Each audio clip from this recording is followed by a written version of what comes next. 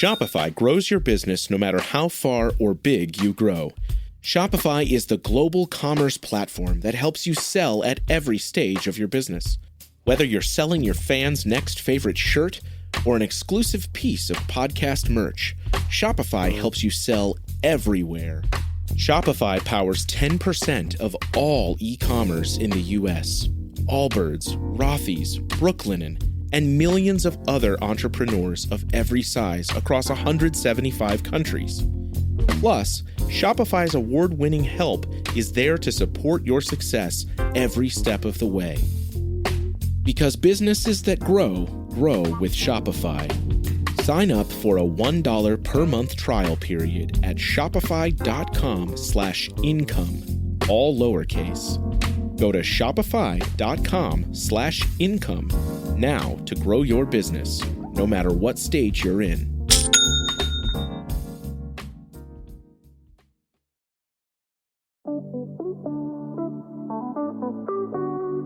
When we think of the best runners in the world, we often have the image that they train as hard as they race. They log hundreds of miles a week and execute grueling speed sessions that we mere mortals can only dream about. Yet, one of the most remarkable runners in the world thinks that model is wrong.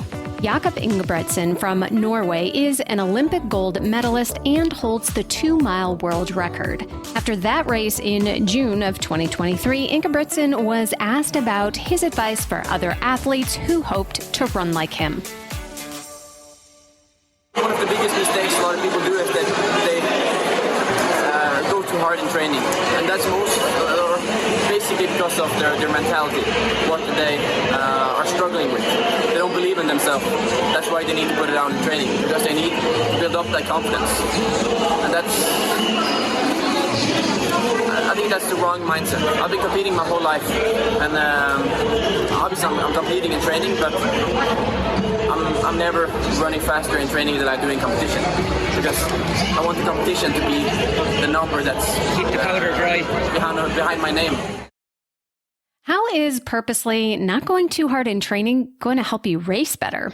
Well, first of all, going faster than race pace is not specific to the race you're training for. And second, running too fast, even a little bit, contributes to fatigue that can compromise training for days, weeks, and even all the way to race day. But it's not just speed sessions that can drag you down. Longer long runs, hilly runs, and heat and humidity can all be fatigue-producing factors. All you want to do when you get home from your run is snuggle up on the couch for the rest of the day. And by the time you lace up in the morning, the thought of doing it all over again can be daunting. Does this mean that you overdid it? I mean, even Jakob Ingebrigtsen must feel fatigue at times too, right? Just how much fatigue should you feel in training, and when have you crossed the line?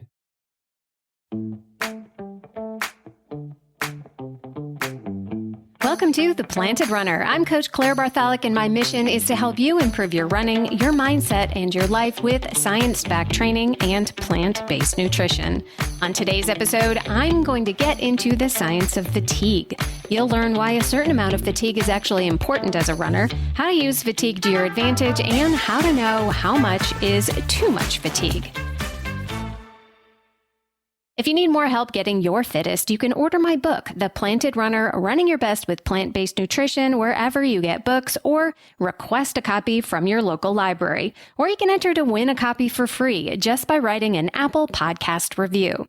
I choose a new winner every month. Don't forget to stay tuned all the way to the end of the episode for another Mental Strength Minute. Fortify your mind in 60 seconds or less. Unless you only do a couple of short, easy runs a week, you're going to feel fatigue at some point as an athlete. Our bodies simply do not immediately repair from the beneficial damage that we do to them in our workouts. When we exercise, our muscle fibers sustain tiny micro tears that are repaired and rebuilt during the recovery process. Those repaired muscles end up being faster and stronger than they were before, but that process can take days or even weeks depending on what you did to them. In an attempt to keep you on the couch to repair and avoid more damage, the brain will send pain signals to your muscles and will create a mental sensation of exhaustion or fatigue.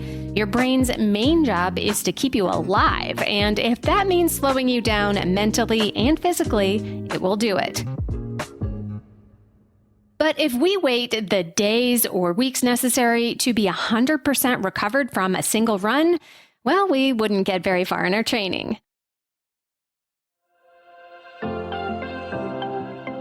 One way to think about it is that fatigue is kind of like running with a weighted backpack. Each run you do puts another weight in your pack. Each recovery day takes some of the weight out, but it doesn't completely empty it.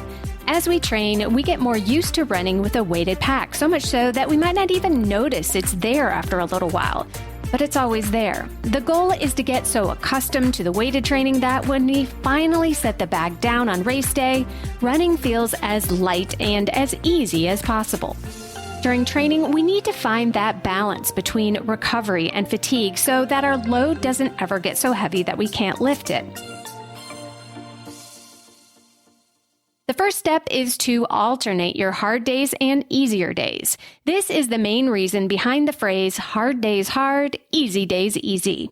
The goal is to concentrate your most fatigue-producing efforts together so you are not in a constant state of muscle breakdown and fatigue. Your slow, easy mileage is the best way to build aerobic endurance, which is why endurance runners should spend about 80% of their runs at a conversational pace. We even call some of this easy running a recovery run when it's scheduled the day after a speed workout or a long run.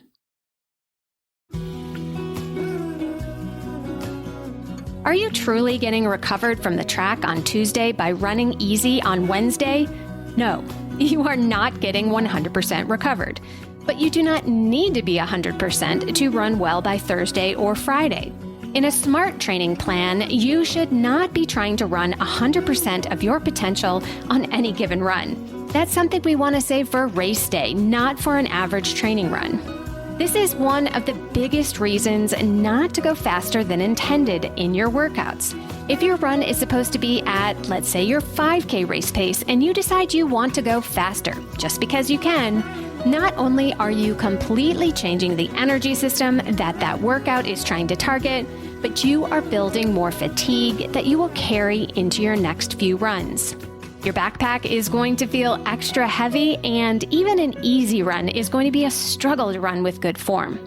Not only is this run going to feel terrible, but you are likely to reinforce bad running habits if you are too sore and tired to run well.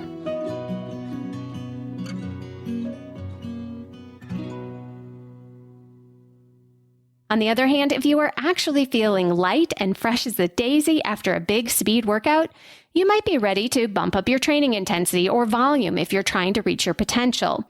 A lack of fatigue isn't a perfect sign of this, as some people are more fatigue resistant than others, but it can be a clue. I'd like to go over some ways you can actually use fatigue strategically in your training. Because just like hiking with a weighted backpack will make you a stronger hiker when you go without it, carrying some fatigue into certain workouts can help you maximize some of your runs. Before I explore fatigue a little more, I know that this might start to sound a little overwhelming. I've got to. You can skip all the planning for yourself and get a custom-made training plan made by me for your next race. Just head to theplantedrunner.com/plans. I'll create a one-of-a-kind plan just for you that gives you the right amount of work, rest, and fatigue to train you properly for your next race. And if you have questions and want support and feedback from me and a team of other runners just like you, join my PR team today at theplantedrunner.com/group. I'll get right back to how you can use intentional fatigue to your advantage right after this.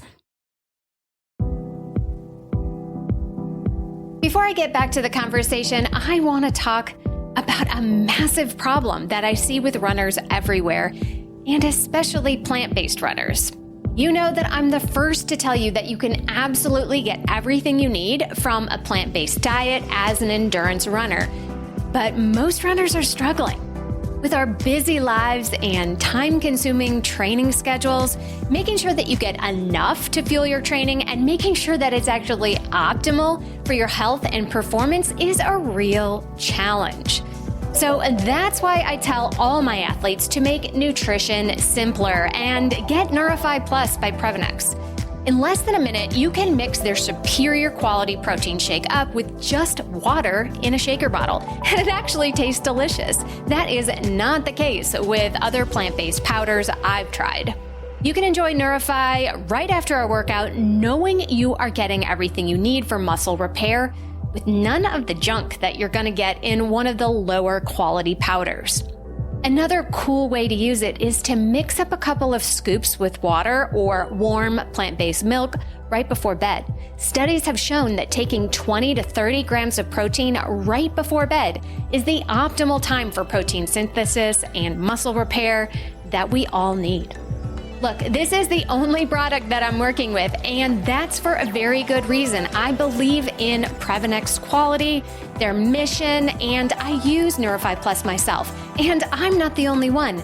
Lindsay Hine of All Have Another, Jason Fitzgerald of Strength Running, Whitney Hines of the Mother Runners, Elite Athlete, Emily Infeld, and so many others in the running world are passionate about Previnex too.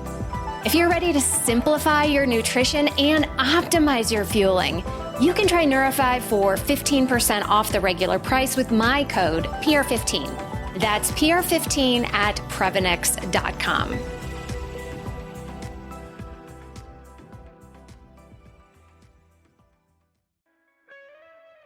Hear Her Sports is a podcast for everyone who loves stories by and about women striving to improve and make a difference in their lives. I am your host, Elizabeth Emery, a former professional cyclist. In every episode, I introduce a female athlete or woman in the business of sport through a thoughtful conversation about who they are and the terrific work they're doing. My guests and I explore the glorious and frustrating issues in sports, history, equity, training, nutrition, and so much more. Join us for inspiration, for community, and for love of being a strong, athletic woman. Sports stars. They're like superheroes. But they're actually real. Which is why we've made a podcast about them. You see, they've all got a story. But too many of these stories were cut short. Kobe Bryant, Payne Stewart, Flojo, Phil Hughes, Justin Fashanu. We're writing episodes about all of them. And sadly, many more. Death of a Sports Star, a new series from Crowd Network.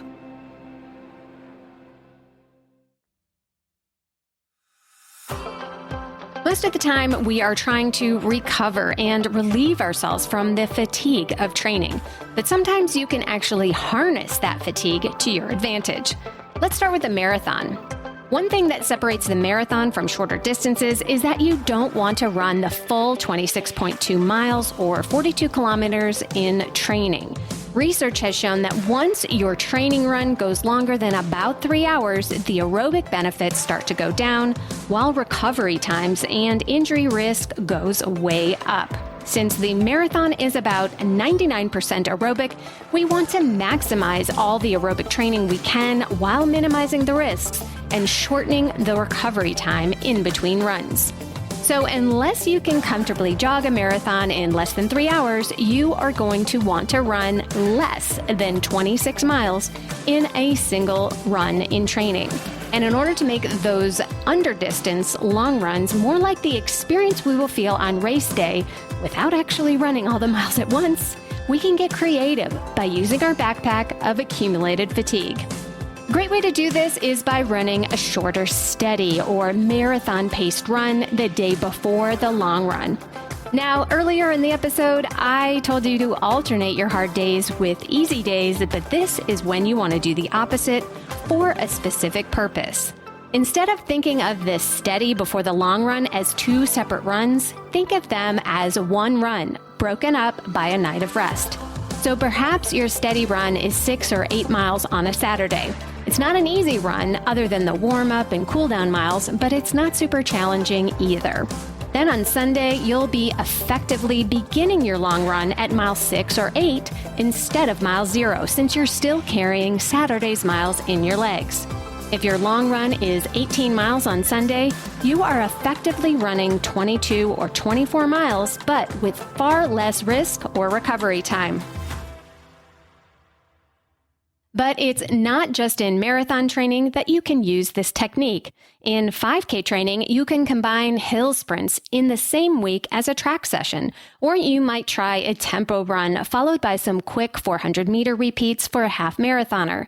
By starting a workout a little fatigued, you can automatically intensify the workout, allowing you to run less and slower with the same effect. Of course, anytime you intensify a workout, you need to be smart about it. You can't just keep adding weights to your backpack and expect to get stronger and stronger. Specific accumulated fatigue workouts are very challenging and should only be done about every other week during the race-specific portion of your training schedule. This ensures that you don't overdo it and you find yourself on the wrong side of fatigue. Chronic fatigue is one of the first signs of overtraining syndrome, which can be a tough hole to climb out of. Overtraining is not always about simply training too much, and it includes everything else you've got going on in your life that contributes to your overall stress. If you are not quite feeling recovered over a few days of rest, that should start to get your attention, and you might consider keeping things easy for a while before adding more stress from speed or long runs. But if you're experiencing fatigue after taking 2 weeks of relative rest, it's time to investigate further. There is no blood test for overtraining. Some signs and symptoms of overtraining are a suppressed immune system, which might lead to more frequent colds or illnesses. You might also feel psychological effects like low-level depression, chronic down moods, or changes in your sleep. Your performance in training and races will likely begin to suffer as you feel mentally and physically exhausted. This is not the kind of fatigue that is a normal, healthy part of training. This is when you'll need to take action. You might still be able to run some when you're suffering from overtraining, but drop your volume in half and stop your speed work in racing. For some runners, you might need to stop running completely for a few weeks. Walking is a great way to stay lightly active as you recover. If you are feeling overly fatigued, but you don't quite fit the description of overtraining, there might be another issue going on. The two biggest issues are not eating enough and not sleeping enough. Whether this is intentional or not, eating and sleeping are massively important to how you perform and how you feel, so make sure to prioritize both just as much as you're running. Another very common culprit of fatigue in runners is due to low iron levels. Slight fatigue and shortness of breath happen to everyone after a hard workout, so low iron levels can be missed without a blood test. I recommend that all runners get a simple blood test to check their iron levels because you don't want to supplement with iron if you're not deficient. Supplementing with iron can be toxic for some people, so make sure you need it before you take it. Ask your doctor to test for hemoglobin, hematocrit, iron, total iron binding capacity, and ferritin. If you can't remember all of that, explain to your doctor that you're a runner and you want a full anemia panel with ferritin because it's not always included in a standard blood panel. If you're anemic, your hemoglobin and hematocrit are low, which are measures of your red blood cell count. If you have an iron deficiency, your ferritin, which is a measure of your stored iron, is low, and your total iron binding capacity is high, indicating there's extra room to bind more iron. For most runners in training, you'll want to make sure that your ferritin number is over 30 nanograms per milliliter for women and over 40 nanograms per milliliter for men. Even higher is usually better. If you test low in iron, your doctor will recommend supplementation and getting more iron in your diet. Plant-based runners can get their iron from dark leafy greens, legumes, and molasses. There are many other medical reasons for excessive fatigue, such as illness or other deficiencies in your diet, so please check with your doctor if you're not feeling better in a couple weeks. And finally, I'd like to talk about the kind of fatigue that you feel when you're actually running. We've talked about chronic fatigue from your overall training, but now let's get into why you're getting tired during an individual run. In long runs and races, you'll eventually start to fatigue if you go long enough. If you're running longer than 90 minutes and you haven't fueled, your brain will start to slow your legs down. This is the most common reason for the marathon bunk. Your glycogen stores are getting depleted and your brain sends out the mental and physical fatigue signals. This can be largely prevented or at least pushed back by properly fueling during the run. The next reason you will feel fatigued is if your legs aren't up to the task that you're trying to do. Try running 2 or 3 times as long as you've ever run before on untrained legs, and guess what? You'll feel tired, both mentally and physically. And it's not just running longer that will trigger the fatigue signals. If you're attempting a speed workout that is beyond what you've trained for, your brain immediately imagines that you're being chased by a saber-toothed tiger. Stress hormones like adrenaline and cortisol shoot through your system, and it won't take long for you to be bent over with your hands on your knees, completely exhausted. Heat, hills, cold, and dehydration all exacerbate these effects, making you feel even worse, even faster.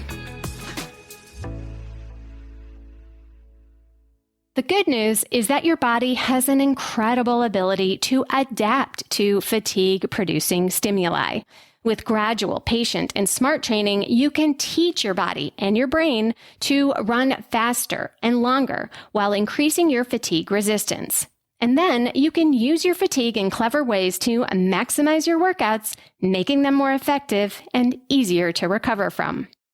Then on race day, you'll finally set down that heavy pack of fatigue so you can be faster than ever. But don't get too comfortable. Your fatigue will be waiting for you at the finish line.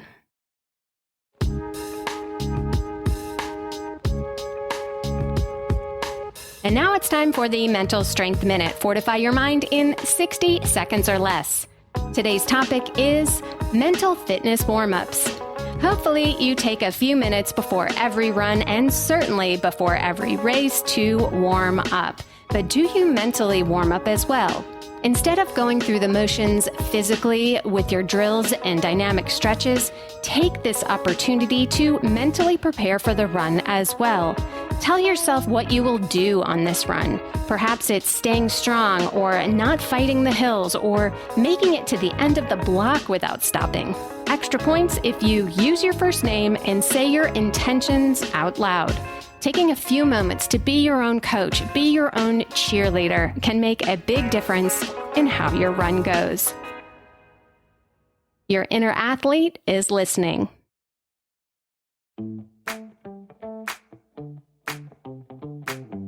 Thank you for listening to or watching The Planted Runner, part of the Evergreen Podcasts Network. Don't forget that you can win a copy of my book for leaving an Apple Podcast review, so be sure to write yours right after your run today. Reviews are the #1 way to boost this show's reach, and it's a great way to tell me what you'd like to hear next, because I read every single one. Have a great run today. There is no hood like parenthood. When you meet a fellow parent, you just kind of get each other on a whole nother level. Hi, I'm Kanika Chadda Gupta. I'm a former CNN journalist, mom of 3, including twins, and host of That's Total Mom Sense, the podcast. I interview changemakers on their life lessons, legacy, and superpower of intuition, aka their mom sense and dad sense. I've had some pretty amazing parents on my show. Hey, what's up? I'm Kelly Rowland. Hi, this is Chelsea Clinton. It's me, Bobby Brown. Can't wait to share my story. Episodes release every Thursday. Subscribe wherever you listen to podcasts and on YouTube. Join my tribe at thatstotalmomsense.com and follow me on Instagram at Kanika Chadda Gupta. I'm thrilled to be on this journey with you.